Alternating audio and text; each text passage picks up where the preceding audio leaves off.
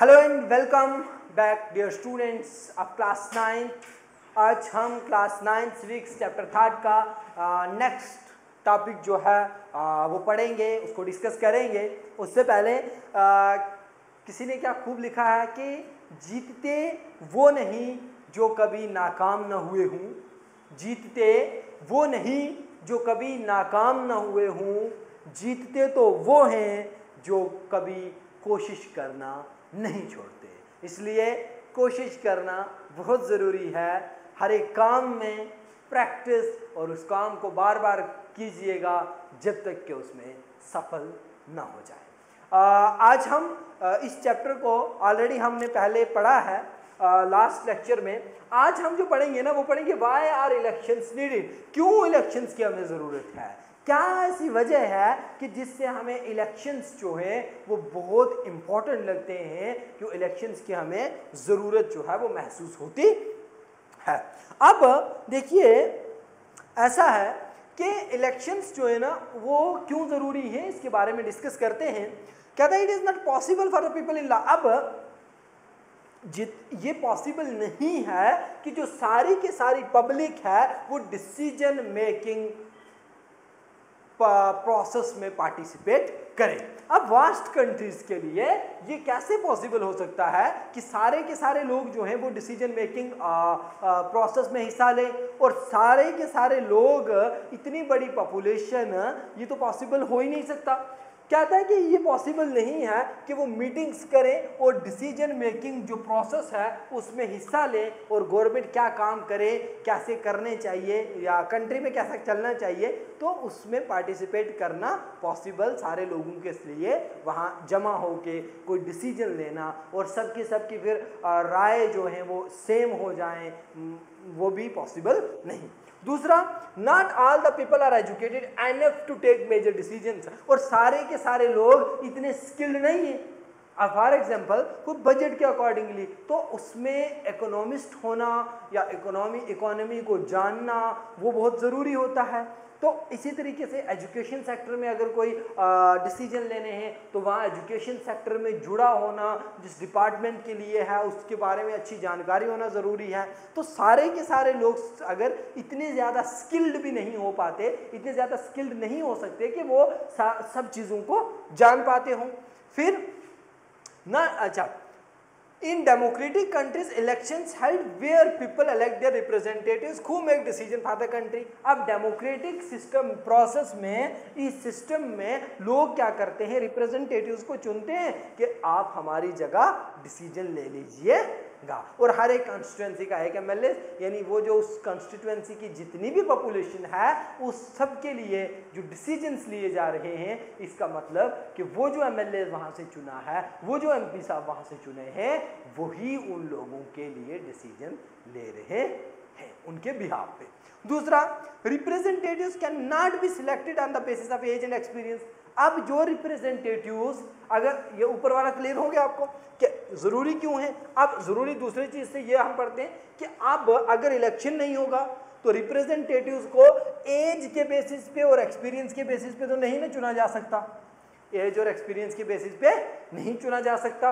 Such representatives may not rule according to the wishes of the people, और अगर as या experience या और किसी बेसिस पे चुना जाएगा तो वो लोगों की विशेस के अकॉर्डिंगली लोगों के इंटरेस्ट में काम नहीं कर पाएंगे अच्छे से। और it is not through elections that people can elect their, और अब इट इज़ ऑनली इलेक्शंस, ये सिर्फ इलेक्शंस की हैं कि जिनमें लोग अपने रिप्रेजेंटेटिव्स को अपने अकॉर्डिंगली, अपनी विशेस के अकॉर्डिंगली चुन सकते हैं, जिसको चाहें उसको वोट कर सकते हैं। नेक्स्ट कहते हैं जो elections are needed in democracy, during elections voter जो है वो चूज करते हैं जो लॉ मेकिंग बॉडी होती है। तो हमने पढ़ा था कि जो आर्गन्स होते हैं गवर्नमेंट के, उनमें जो लेजिस्लेचर होते हैं इसको क्या कहते हैं हम, लॉ मेकिंग बॉडी। ठीक है, तो जो लॉ मेकिंग बॉडी होती है उसको लोग डायरेक्टली चुनते हैं। फिर आल्सो स्पेसिफिक पार्टी, अब लोग जिस लोगों को जिस पॉलिटिकल पार्टी को वोट करना अच्छा लगता है वो अपनी मर्जी से कर सकते हैं।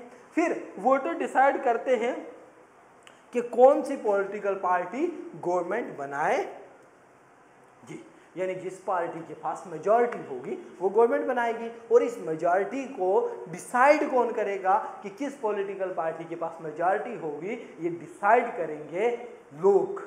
ये डिसाइड करेंगे लोग जब वो अपने रिप्रेजेंटेटिव्स को चुनेंगे।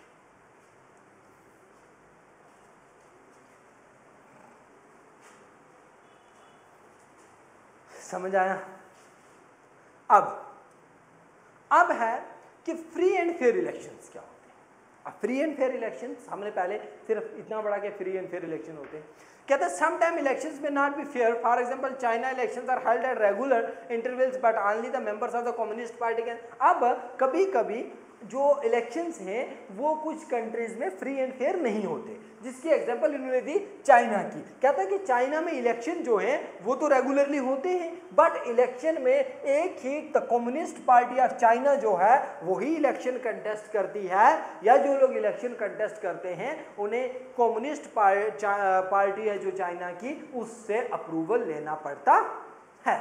अब ऐसी सिचुएशन में जो लोग हैं उनके पास उतनी ज़्यादा चॉइसेस नहीं रहती। तो जब ज़्यादा चॉइसेस नहीं तो यानी ज़्यादा चॉइसेस, वन पार्टी सिस्टम मैंने आपको लास्ट लेक्चर में समझाया, ड्यूअल समझाया, तो इनमें उतनी ज़्यादा लोगों के पास, पब्लिक के पास चॉइसेस नहीं है। हाँ, मल्टी पार्टी सिस्टम जैसे इंडिया में है तो उसमें लोगों के पास वास्ट चॉइसेस होती हैं, तो वो किसी भी अपने अकॉर्डिंगली अपने इंटरेस्ट के लिए जो उसको लगता है कि अच्छा कर सकता है पब्लिक के लिए काम, डेवलपमेंट, वेलफेयर के काम, तो वो उसको चुन सकते हैं। अब ये कहता है कुछ फीचर्स बताता है फ्री एंड फेयर इलेक्शन के। सबसे पहला, every citizen above a certain age should have a right to vote, जो मैंने पीछे समझाया था लास्ट लेक्चर में कि हर एक उस बंदे को एज के क्राइटेरिया के बेसिस पे वोट का अधिकार होना चाहिए जो है। जैसे हम हैं तो हम 18 ईयर्स जब कंप्लीट करते हैं एज तो हमारा वोटर लिस्ट में नाम दर्ज हो जाता है, हमारा इलेक्शन कार्ड जो है वो बन जाता है, और उस इलेक्शन कार्ड के जरिए, उस वोटर लिस्ट के जरिए हम वोट करते हैं अपनी choice. This is free and fair. There should be more than one party. अब मोर देन वन पार्टी होनी चाहिए। अब फ्री एंड फेयर इलेक्शन को लाने के लिए क्या होना चाहिए? मोर देन वन पार्टी होनी चाहिए। बहुत इंपॉर्टेंट पॉइंट है। मोर देन वन पार्टी मतलब 2 या 2 से ज्यादा होनी चाहिए। एटलीस्ट लोगों के पास चॉइस होगी, एक पार्टी में तो चॉइस ही नहीं होगी। फिर and parties and the people should be free to contest elections, और पार्टीज और जो लोग हैं, पब्लिक है, उनके ऊपर किसी किस्म का प्रेशर नहीं होना चाहिए। फिर इलेक्शंस कंडक्टेड रेगुलर इंटरवल्स। अब इलेक्शन रेगुलर होने चाहिए। फॉर एग्जांपल अगर 5 साल का पीरियड है तो हर 5 साल के बाद इलेक्शंस होने चाहिए। ऐसा अगर बीच में नहीं होगा तो वहाँ पे भी फिर जो लोग हैं उनकी इंटरेस्ट में काम होना या उनके जो बेनिफिट्स उनको मिलना वो उतने अच्छे से नहीं मिल पाते। इसलिए इलेक्शंस जो है वो क्या होने चाहिए? रेगुलर होने चाहिए। Candidate preferred by the people should be elected. वही बंदा जिसको लोग प्रेफर करें, लोग through the voting process prefer करें, उसी को क्या होना चाहिए? वही बंदा जो है वो इलेक्ट होना चाहिए। फिर कहता है कि मोर इंपॉर्टेंटली इलेक्शन जो है वो फ्री एंड फेयर मैनर में होने चाहिए, और people should have a right to choose, क्या, जिस कैंडिडेट को वो चाहें वो अपनी मर्जी से चूज कर सकते हैं फ्री एंड फेयर इलेक्शन में। डेमोक्रेसी में political competency is always preferred even though it has come limitation. अब पॉलिटिकल कंपटीशन होना चाहिए। पॉलिटिकल कंपटीशन मतलब डिफरेंट पॉलिटिकल पार्टीज पार्टिसिपेट करेंगी हर एक कॉन्स्टिट्यूएंसी। फॉर एग्जांपल एक कॉन्स्टिट्यूएंसी है यहाँ पे, इस कॉन्स्टिट्यूएंसी में ए पॉलिटिकल पार्टी भी पार्टिसिपेट इलेक्शन लड़ेगी, बी भी लड़ेगी, सी भी लड़ेगी, डी भी लड़ेगी, ई भी लड़ेगी। तो ये सारी की सारी जब लड़ेंगी, बट इसमें जो इलेक्शन जीतेगा वो तो किसी एक ही पॉलिटिकल पार्टी का। एमएलए कितना बनना है? इस कॉन्स्टिट्यूएंसी से एक एमएलए जीतेगा, बट ये सारे के सारे ये भी, ये भी, ये भी, ये भी और ये भी सारे के सारे जो है वो compete तो कर रहे हैं, कंपटीशन कर रहे हैं। This is called political competition in elections. ठीक है। फिर कहता है क्लेम दैट पॉलिटिकल, अच्छा अब इससे क्या होता है? इससे ये होता है कि जो जब कंपटीटर होगा, अब 2 स्टूडेंट हैं, एक क्लास में 80% लेता है, दूसरा 4 लेता है। तो अब जो नेक्स्ट क्लास होगी या कोई भी नेक्स्ट लेवल होगा उनके एग्जाम का, उसमें जो वो 80% वाला है वो ज़्यादा मेहनत करेगा। वो चाहेगा कि जो लास्ट ईयर ये दूसरा मेरा कम्पिटिटिव स्टूडेंट था, मेरा फ्रेंड था, तो उसने मेरे से ज़्यादा मार्क्स लिए हैं, इस साल अब मुझे ज़्यादा मार्क्स लेने हैं। तो यही सिस्टम यहाँ होता है। अगर कंपटीशन में एक पॉलिटिकल पार्टीज को मौका नहीं मिलता तो 5 साल और अच्छे से ग्राउंड लेवल पे मेहनत करते हैं, लोगों के पास जाते हैं, सो नेक्स्ट ताकि उनको अच्छा मौका मिल पाए। फिर इसमें क्या होता है, ये पार्टीज जो हैं वो डिफरेंट लोगों की जो डिमांड्स हैं उन पे बात करती हैं और उनको बताते हैं कि ये जो आपकी डिमांड्स है, अगर हमें पावर में जाने का मौका मिला तो हम ज़रूर आपकी डिमांड्स पे काम करेंगे।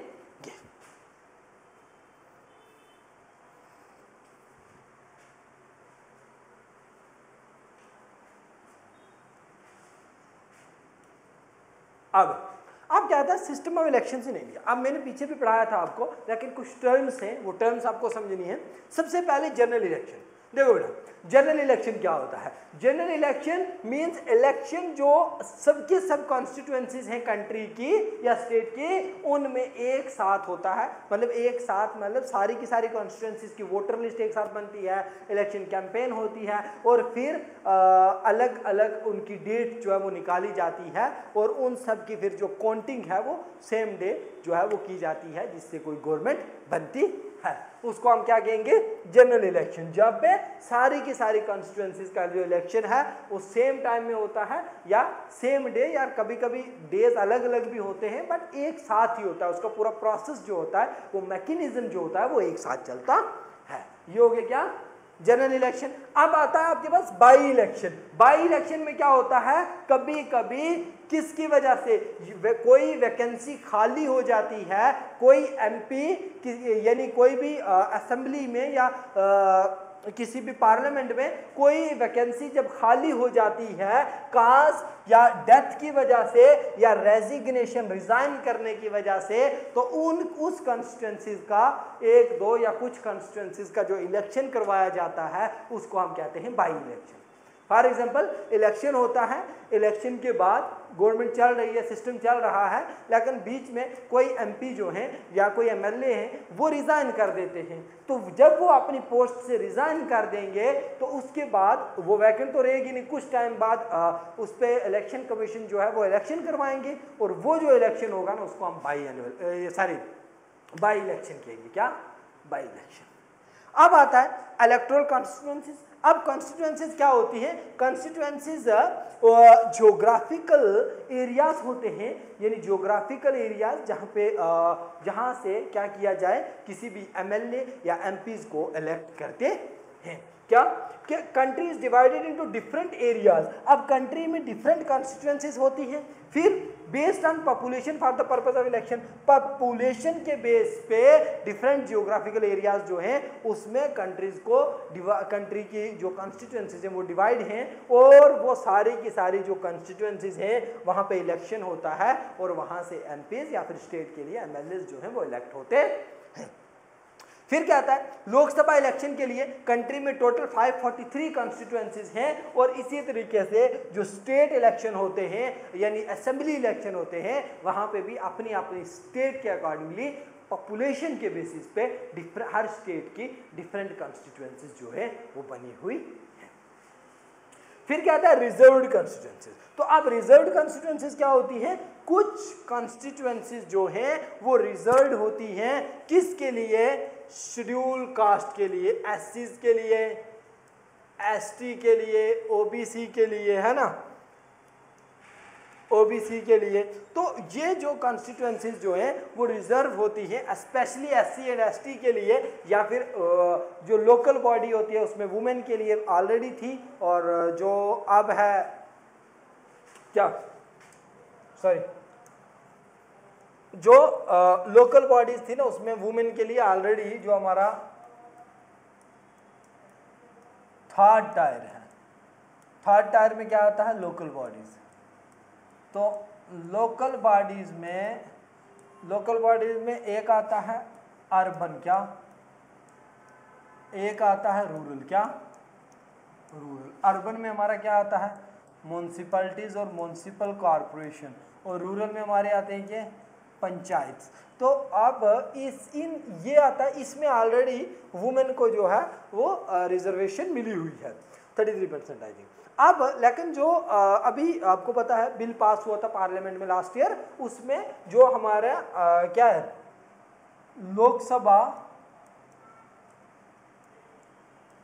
और स्टेट असेंबलीज हैं, इनमें भी यानी पार्लियामेंट और स्टेट असेंबली, यहाँ पे ऐसे बोलो पार्लियामेंट और स्टेट असेंबलीज, इनमें भी वुमेन को रिजर्वेशन मिल गई है। अब जो है वो लागू हो जाएगा। फिर अब इनके लिए यानी अब मैंने क्या बताया आपको, एसटी के लिए और एससी के लिए जो और या रिजर्व्ड कंस्टिट्यूंसीज होती हैं, अब या फिर वुमेन के लिए, तो अब कोई कंस्टिट्यूंसी रिजर्व है, अब रिजर्व है फॉर एग्जांपल वो एसटी के लिए, तो वहां पे सिर्फ एसटी का बंदा ही, यानी जो कैंडिडेट वहां से इलेक्शन कंटेस्ट करेगा वो किसी भी पॉलिटिकल पार्टी से हो, लेकिन वो एसटी से होना जरूरी है, वो बंदा एसटी होना जरूरी है। तो अगर वुमेन के लिए रिजर्व है तो वुमेन ही उस कंस्टिट्यूंसी से इलेक्शन कंटेस्ट कर सकती है। फिर अब क्या आता है वोटर लिस्ट, तो वोटर लिस्ट ये ऐसी लिस्ट जो एलिजिबल जो वोटर्स होते हैं किसी भी कॉन्स्टिट्यूंसी में, उनके लिए जो प्रिपेयर की जाती है by the election commission of India और the state election commission of respective state. तो उसमें जो भी 18 ईयर्स से ऊपर जो लोग होते हैं या 18 ईयर्स कंप्लीट करते हैं तो उनको वोटिंग का राइट होता है regardless of his caste, creed, colour, religion, gender. उस सारे के सारे जो लोग हैं उन विदाउट एनी डिस्क्रिमिनेशन उनको इक्वल अपॉर्चुनिटीज दी जाती है to elect their representative. Got it? ये था जो इलेक्शन सिस्टम है इंडिया में वो। अब हमारे पास जो नेक्स्ट है वो है नॉमिनेशन ऑफ कैंडिडेट्स। अब क्या होता है कि अब जो कैंडिडेट्स का नॉमिनेशन है उसमें कहते हैं कि anyone who can be voter can also become a candidate. अब जो जिस बंदे को वोटिंग राइट है उसको नॉमिनेशन का मतलब वो इलेक्शन भी लड़ सकता है, वो राइट तो है। अब जो हमारे लोकसभा या स्टेट असेंबलीज होती हैं उनमें 25 ईयर्स जो है वो एज चाहिए होती है तो किसके लिए, इलेक्शन कंटेस्ट करने के लिए। दूसरा, जो भी बंदा इलेक्शन कंटेस्ट करता है वो नॉमिनेशन फॉर्म फिल करता है। क्या करता है? नॉमिनेशन फॉर्म फिल करता है और डिपॉजिट करता है कुछ amount as a security deposit. तो उसको क्या करना पड़ता है, अगर आप कोई इलेक्शन लड़ना है किसी ने, तो लोकसभा का फॉर एग्जांपल एक बंदे ने इलेक्शन लड़ना है, तो अब वो क्या करेगा, सबसे पहले वो देखेगा कि उसकी एज 25 ईयर्स है या नहीं है। वो वोट भी करता है, अब भाई 18 ईयर्स हो गए तो वोट तो करेगा। अब उसके बाद 25 ईयर्स एज होनी चाहिए, वो भी है। फिर उसने कुछ डिपॉजिट होता है जो डिफर करता है असेंबली और लोकसभा में, तो वो जो है वो डिपॉजिट करना पड़ता है अमाउंट, किसके लिए, सिक्योरिटी डिपॉजिट की उसे कहते हैं। उसके बाद इलेक्शन कंटेस्ट करने के लिए हर एक कैंडिडेट को डिटेल देनी होती है। डिटेल किसकी, उस कैंडिडेट के ऊपर क्रिमिनल केसेस तो नहीं है, अगर हैं तो किस किस चीज़ के हैं, क्या है, उसकी डिटेल देनी पड़ती है। उसके पास प्रॉपर्टी कितनी है वो सारी डिटेल देनी पड़ती है। उसकी एजुकेशनल क्वालिफिकेशन वगैरह ये सारी की सारी डिटेल जो है इलेक्शन कमीशन ऑफ इंडिया को देनी पड़ती है। अब फॉर एग्जांपल मेरी कॉन्स्टिट्यूंसी से अगर कोई एमएलए है या एमपी है तो मैं directly election commission of India की वेबसाइट पे जाके देख सकता हूँ कि उस एमएलए साहब की, एमपी की कितनी क्या है, प्रॉपर्टी कितनी है, उन क्वालिफिकेशन भी, और ये सारी की सारी चीज़ें मैं डायरेक्टली वहाँ से देख सकता हूँ। इसका मतलब कि फ्रीली सिस्टम है, लोग ट्रांसपेरेंट सिस्टम है। अब कोई भी बंदा देखिएगा भाई हाँ कितनी प्रॉपर्टी है, क्या है, उस क्रिमिनल केसेस तो नहीं है, तो लोगों इसलिए इस ट्रांसपेरेंसी को मेंटेन करने के लिए ये चीज़ें जो है वो इलेक्शन कमीशन ऑफ इंडिया को दी जाती है। दूसरा कहता है कि इलेक्शन कैंपेन, तो इलेक्शन कैंपेन इलेक्शन से पहले जो इलेक्शन कैंपेन होती है इसमें डिफरेंट रैलीज होती हैं, डोर टू डोर कैंपेन होती है, और इसके अलावा मीटिंग्स वगैरह जो है वो करवाई जाती हैं। और ऑल ओवर द कॉन्स्टिट्यूएंसी कोई भी जो रिप्रेजेंटेटिव है वो यानी जो कैंडिडेट होता है उस टाइम कैंडिडेट अपनी कॉन्स्टिट्यूएंसी में उसकी पार्टी जो है वो उसके साथ ये डिफरेंट रैलीज करते हैं, मीटिंग्स करते हैं, डोर टू डोर कैंपेन, और जो अपना मैनिफेस्टो होता है वो लोगों को बताना चाहते हैं कि हम किस तरीके से काम करते हैं या करेंगे अपकमिंग टाइम में। फिर polling and counting of votes. तो अब जो फाइनल स्टेज होती है इलेक्शन की, तो वो फाइनल स्टेज क्या होती है, वोट कास्ट करते हैं। आप वोट कास्ट किया और उसके बाद जो है ये पोलिंग हो गया, और फिर हमारे पास आता है काउंटिंग ऑफ वोट्स, जो वोट्स की काउंटिंग होती है। और वोट काउंटिंग होने के बाद क्या हो जाता है, कोई भी बंदा जो कंटेस्ट कर रहा है इलेक्शन वो जीत गया, जो उसका भी पता चल जाएगा, और जो नहीं जीत पाया उसका भी पता चलेगा। आपके एरिया से कौन रिप्रेजेंटेटिव बना, स्टेट में किसकी गवर्नमेंट बनी, वो सारे का सारा आफ्टर द काउंटिंग जो है वो पता चल जाता है। ये था सारा सिस्टम। क्या इलेक्शन में नॉमिनेशन होता है, नॉमिनेशन के बाद ये सारी चीज़ें जो है वो सबमिट करनी पड़ती हैं। उसके बाद फिर इलेक्शन कैंपेन होती है, इलेक्शन कैंपेन के बाद पोलिंग एंड काउंटिंग होता है। तो इलेक्शन करने के स्टेजेस अगर आपको समझने होंगे कहीं पे, तो आपको क्या करना है, इन स्टेजेस को ज़रूर समझना है। क्या समझना है, सबसे पहले जो कंटेस्ट करेंगे लोग, यानी कॉन्स्टिट्यूएंसी होंगी, फिर क्या होगा, फिर डेट अनाउंस होगी। इलेक्शन की डेट अनाउंस होने के बाद साथ साथ उससे ये वोटर लिस्ट जो है वो भी आ जाएगी, जो लोग हैं उसमें कौन से लोग एलिजिबल हैं, कितने पॉपुलेशन है, कितने लोग वोटिंग में मतलब उस पॉपुलेशन के कितने लोग जो हैं वो 18 ईयर्स कंप्लीट कर गए हैं, वो सारी की सारी डिटेल्स आएंगी। फिर उसके बाद जो नेक्स्ट होगा, नेक्स्ट लोग नॉमिनेशन फॉर्म फिल करेंगे, जो लोग एलिजिबल हैं या जो लोग इलेक्शन कंटेस्ट करना चाहते हैं। फिर वो लोग इलेक्शन कैंपेन करेंगे। इलेक्शन कैंपेन करने के बाद वोटिंग होगी, और वोटिंग के बाद काउंटिंग होगी, और काउंटिंग के बाद गवर्नमेंट बनेगी। ये था आज का टॉपिक। आई होप आपको समझ आ गया होगा। और इसी के साथ हम जो कल नेक्स्ट टॉपिक जो है वो लेके आएंगे, और इसके नेक्स्ट टॉपिक में ऑलमोस्ट ये चैप्टर कंप्लीट होगा, क्योंकि उतना बड़ा तो है नहीं है। तो आपको ये चैप्टर पढ़ने के बाद जो क्वेश्चंस होंगे वो ताकि आप खुद कर पाएँ, इस तरीके से आपने इसको पढ़ना है। Thank you.